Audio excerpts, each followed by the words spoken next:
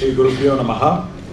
A very good morning to a very distinguished gathering of this type, and only organizations like Vaidhyasubramaniam can manage to bring together a gathering of this type and also conduct a session on a topic that's got to do with leadership and governance.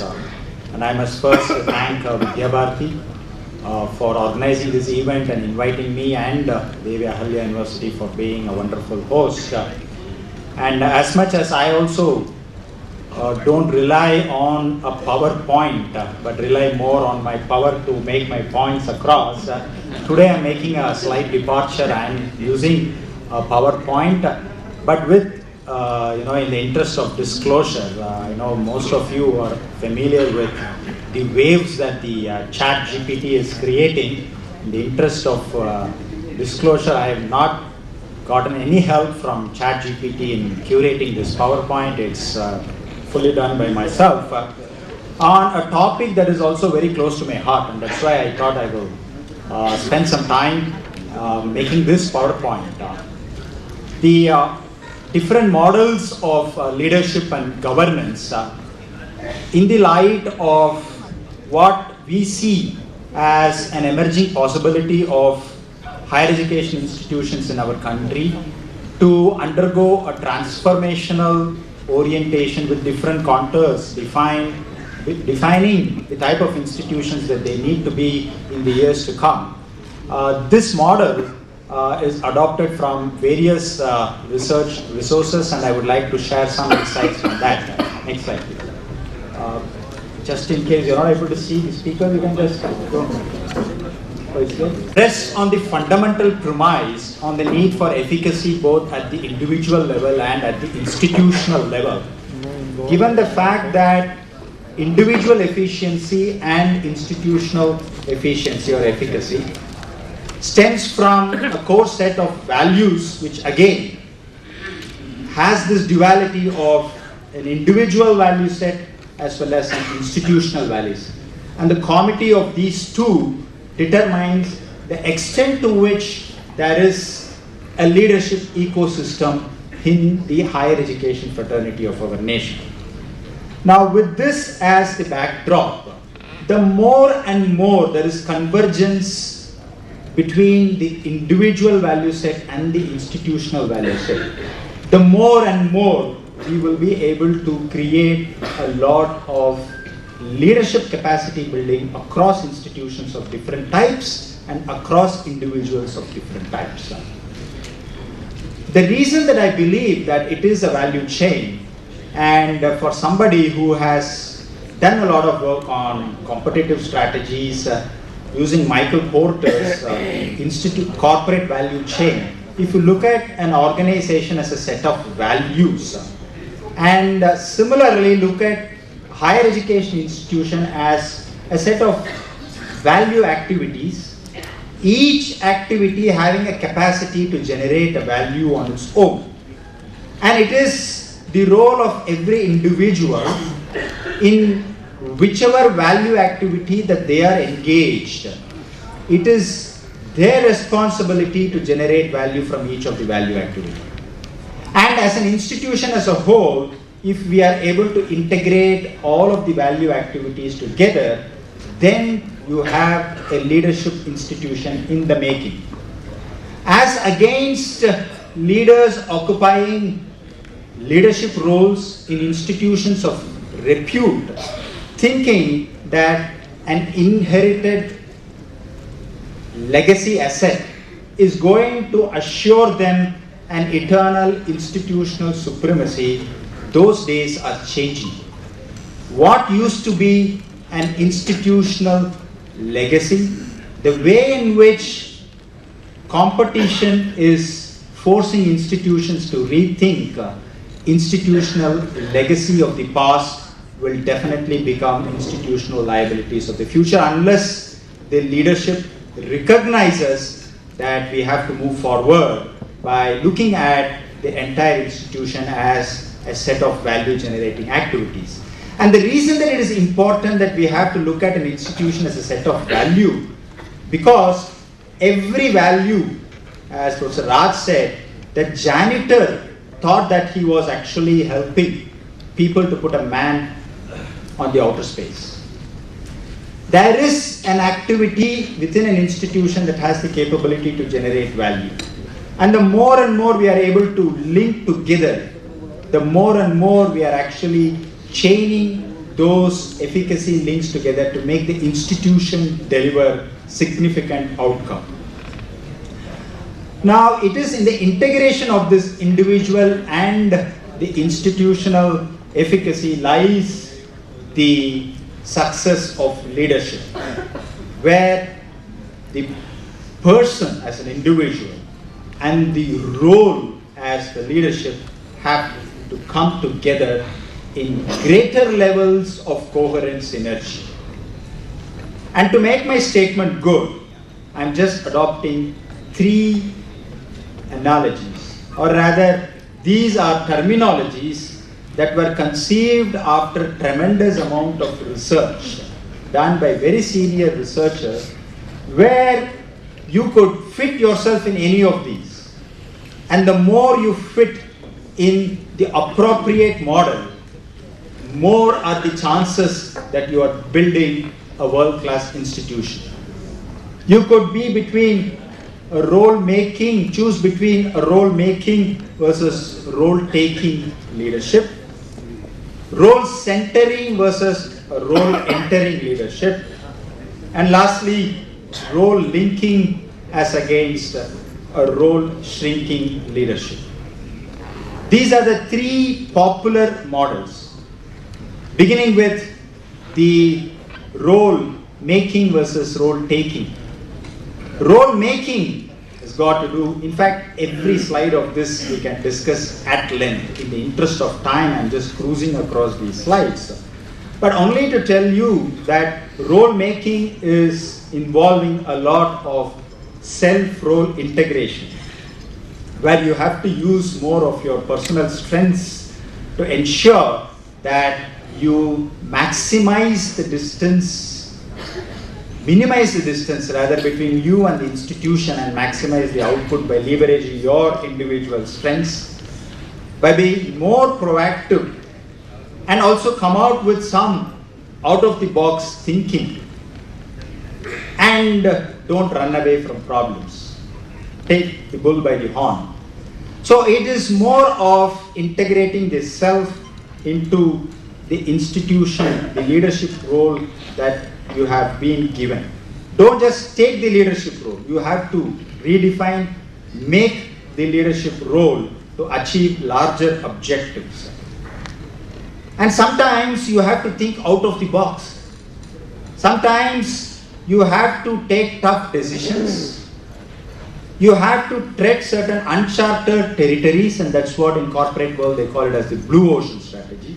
You have to enter into deep blue ocean, because the existing competition is cutthroat, leaving the ocean red. So you have to charter towards blue ocean, and that's about creative out-of-the-box thinking. And many institutions have succeeded by making the status quo irrelevant, and that's very, very, very important. Then is the role-centering dimension, about which many know that it is every individual in the institution that is responsible for making the institution so big. You have to assume that you are central to the institution's larger objective. The janitor example, as they said, I usually say the chowkidar to CEO, you have to make sure that every individual's role in that institution is very, very important. You cannot survive on the fringes and say, I've just entered into this and I will stay here. You'll have to make sure you are part of the core, and make sure that you as an integral part of the core is responsible for an institution to occupy leadership positions. And that's where you decide the extent of influence that you can exercise on the institution's growth. If you are the vice chancellor of a university that is so composite and comprehensive, you are actually the mayor of this township. So that's the feeling that you have to get. You have to make sure that you are the thick of the action, and at the same time, every small individual in this institution or any institution for that matter must have the same feeling that it is their functional responsibility. They are the functional CEOs of their functional responsibilities, or to put it short, you have to create micro CEOs within the organization. The last one is role linking, where you have to make sure that you don't confine yourself into the cocoonic comforts of being the head of the organization. It is about role linking and not shrinking. You might be the vice chancellor, you might be the director, you might be the dean, but don't confine yourself within that subset of that institution. Your networking is your net worth today.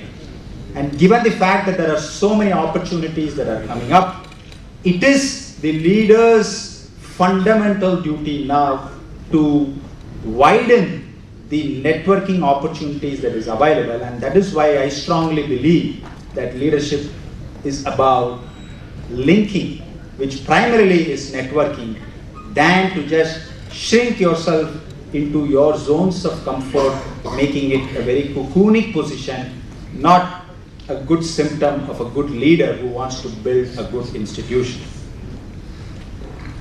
So if you put both of these, the institution and the individual, into a 2x2 matrix, I would want future leaders of institutions to take the top right, where you have to be willing to explore, because the opportunities that are available in the leadership role is also very high. And as somebody who's personally endowed with the capacity to move forward, that also becoming higher, you have to keep exploring. Or if you feel that personally you're endowed with that capacity building and the role that you have undertaken has limited, then you just have to absorb and keep practicing those practices and replicate those best practices that are happening elsewhere. I don't want leaders of institutions to be on the left-hand side, whether it is the replication where you have just nothing to do, just keep doing what your predecessors have been doing, just continue with old behavior, or on the top left, where the opportunities that the leadership role provides you is plenty, but you're limited with your personal development expertise, and that's where you tend to form certain rigid leadership patterns. Not a good sign for institutions to become leadership institutions. So it is about both the individual and the institution. The role efficacy, which is a combination of both. And if that can permeate across the institution, I call it the chain efficacy. If the probability of a competing institution to duplicate or replicate one value activity is 0.9, and if you are able to create a chain efficacy by creating value across a number of value activities within your own institution, you are actually decreasing the probability of other institutions to just copy what you are doing. For those who are good in mathematics, 0.9 is a probability that somebody else can copy one value activity that you are doing, and if you are able to do more than 2, then the probability becomes 0.81. If you are able to link more than 3 activities, then it is 0.9 times 0.9 times 0.9. And the more and more value activities that you link, you are actually gaining a very sustainable competitive advantage, and you take the leadership march ahead of others. Now I just shift the discussion to governance models, and that's also a topic of the discussion. I have only 2 slides, but these 2 slides come from very serious research that many of them have done world over. And there is enough evidence to prove, whether it's the Oxford Cambridge or it's called popularly the Oxbridge model, or the Scottish or the American autonomy that we see in various forms, or the UK's Higher Education Corporation, or even our closest neighbor, the National University Corporation of Japan Act, which kind of professionalized through a corporatized higher education ecosystem. Their models of governance has a lot of lessons from which we have to learn a lot. And they have dealt with governance in different ways of autonomy, giving different styles of autonomy to different types of institutions. And many outstanding scholars that I've indicated have studied these governance models. And after going through those research papers, there are two countries that have to be dealt separately, India and China. But we are more concerned about India because we feel that we can lead the world as we move forward. But then, one thing has to be said. Emphatically, I would thump the desk and say that this one-size-fits-all model of governance is inapplicable to an Indian context. We need to experiment with different levels of autonomy, and that is why, I always feel that we have to take into confidence the people, the process, and the policy, and in different mix, develop some coherent synergy that ensures that governance oxygenates and doesn't strangulate. We need oxygenation through governance and not strangulation through governance. And for this, and I have written a very detailed article about this. Raj mentioned about the collegiality that is required. There are 4 models of governance, whether it's the collegial or the bureaucratic or the entrepreneurial or corporate. I'm not saying that we'll have to cherry pick only one of these 4 models. We need all the 4 models, but the mix that is required depends on what type of institution you are.